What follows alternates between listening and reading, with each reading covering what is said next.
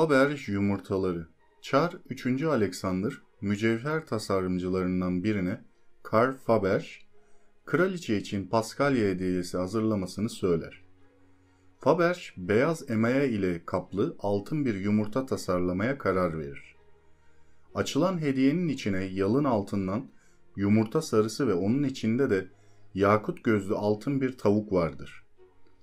Kraliçe hediyeyi öyle çok beğenir ki Faberge bundan sonra saray kuyumcusu olarak görevlendirilir. Karl Faberge, Rus İmparatoru için 30 sene boyunca çalışır ve Romanovlar ailesi için 50'den fazla yumurta tasarlar. Bu yumurtaların sadece 43'ü günümüze kadar korunabilmiştir. Kuyumcunun en meşhur çalışmalarından biri kış yumurtası olarak geçer. Bu yumurta dağ kristalinden hazırlanmış, platin ve elmastan akarsuları ile eriyen buz şeklinde tasarlanmıştır. 14 santimetrelik bu yumurta açıldığında içinde platinden bir sepette bir buket kardelen yer almaktadır. Faberge'in yumurtaları 2. Nikolay'ın ailesiyle ilişkilendirilir. Çar her yıl annesi ve eşine Paskalya arifesinde kuyumcu yumurtasından hediye etmiştir. Gül tomurcuğu 2. Nikolay'ın hanımı Kraliçe Aleksandra'ya hediye ettiği ilk yumurtadır. Yumurta kırmızı emaye ile kaplıdır. İçinde ise gül tomurcuğu vardır. Gençlerin sevgisinin sembolü haline gelmiştir. Faberge'in atölyesinde 500'e yakın kuyumcu çalışıyordu. Demirciler ve çıraklar vardı. Bir yumurtanın hazırlanması için yaklaşık 1 yıl gerekirdi. Çarlar yumurtaların bir sürpriz içermesini isterlerdi. Yumurtanın içinde Katçina Sarayı, St.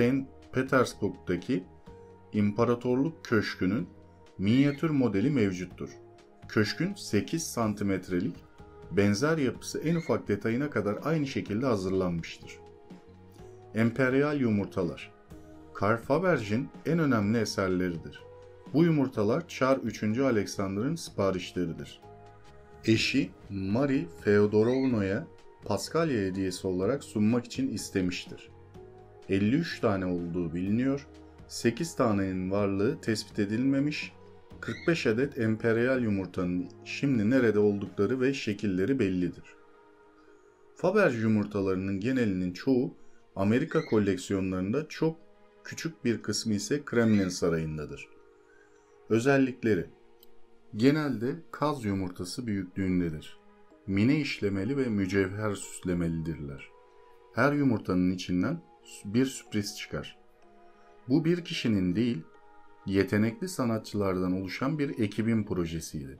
En pahalı olanlardan biri 1913 yapımı elmas kar tanesi kış yumurtası, bugün 2,36 milyon pound değerinde, her yıl farklı bir tema eşliğinde dışları kusursuzca tasarlanmış olan bu yumurtaların içlerinde karmaşık sürprizler gizliydi.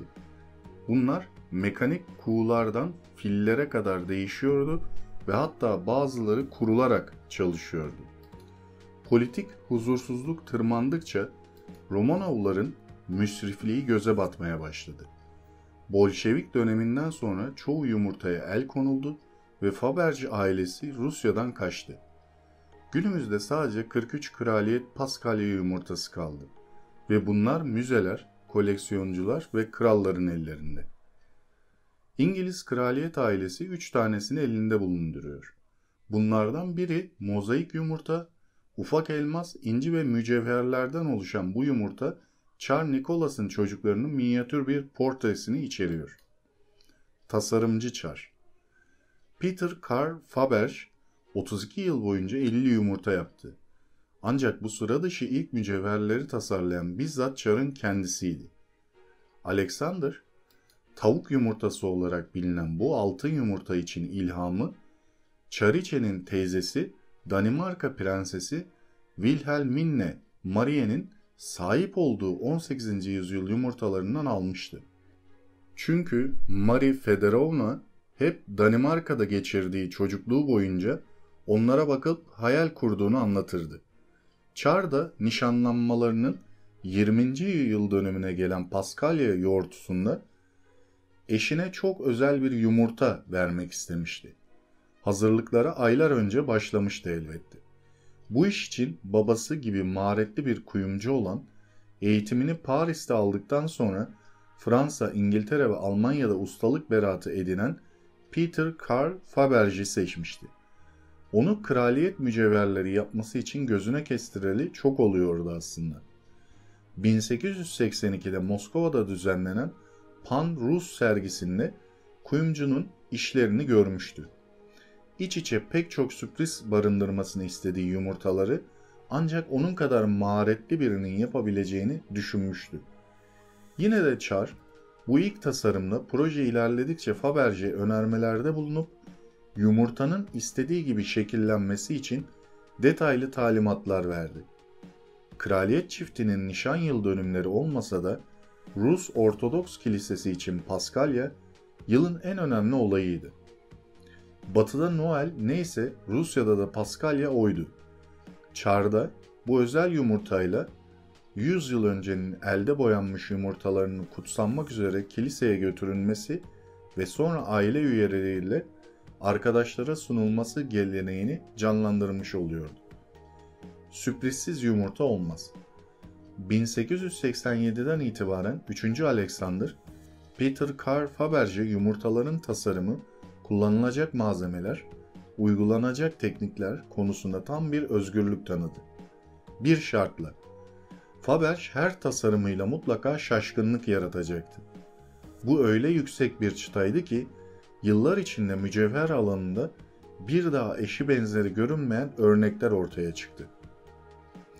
Her seferinde karmaşık konseptleri hayal eden Faberge, sık sık aile bağlarına, imparatorluk sarayına, olup bitenlere, imparatorluğun kilometre taşlarına ya da 2. Nikola'nın tahta çıkışının 15. yıl dönümü anısına yapılan 15. yıl yumurtası veya Romanovların hükümranlıklarının 300. yılını kutlamak için tasarlanan 300 yılın yumurtası gibi Romanov hanedanının başarılarına odaklanıyordu. Çifte yumurta. Her yıl karısı Çariçe, Maria Fedorovna'ya bir yumurta veren 3. Alexander'ın 1895'teki ölümünün ardından geleneği oğlu 2. Nikola sürdürdü. Ama bir farkla, Nikola artık 2 yumurta hediye ediyordu. Biri karısı yeni Çariçe Alexandra Fedorovna'ya, diğeri babasının yerine annesi Maria Fedorovna'ya. Bu Paskalya hediyesi geleneğinin 2 istisnası oldu. 1904 ve 1905 yıllarında siyasi huzursuzluk ve Rus-Japon savaşı nedeniyle hediye verilmedi. Ama üretilen tüm yumurtalar birbirinden zarif tasarımları ve muhteşem işçilikleriyle bu 2 yılın acısını fazla fazla çıkardılar. Yumurtaların içinde en pahalı olan 1913 Paskalyası için yapılan kış yumurtasıydı. 24.600 rubleye yaklaşık 2.460 pound, yani Türk lirasıyla da 11.000 Türk lirasına mal olmuştu. Fiyatı kulağa böyle bir parça için çok ucuz geliyor ama bugünkü hesaplamayla değeri 2.36 milyon pound idi. Çar Nikola'nın annesi için yaptırdığı kış yumurtası, elmas kar taneleri serisiyle ünlenen Alma Pil tarafından tasarlanmış, cam kadar ince kristallerin oyulmasıyla yapılmıştı. Platin ve elmaslarla süslenmişti. Eriyen bir kar görünümü verilmiş, saydam kuvars kaide üzerinde yükseliyordu. Sürprizi içine yerleştirilen kuvars, yeşim, altın ve lalden yapılmış minyatür bir demet anemondu. Yıllar sonra 2002'de New York'taki Christie's müzayede salonunda 9.6 milyon dolara, yaklaşık 33 milyon TL'ye satıldı. Söylendiğine göre alıcı o zamanki Katar emiri Halife bin Hamed Al Sani'ydi. Tesadüfen bulunan yumurta.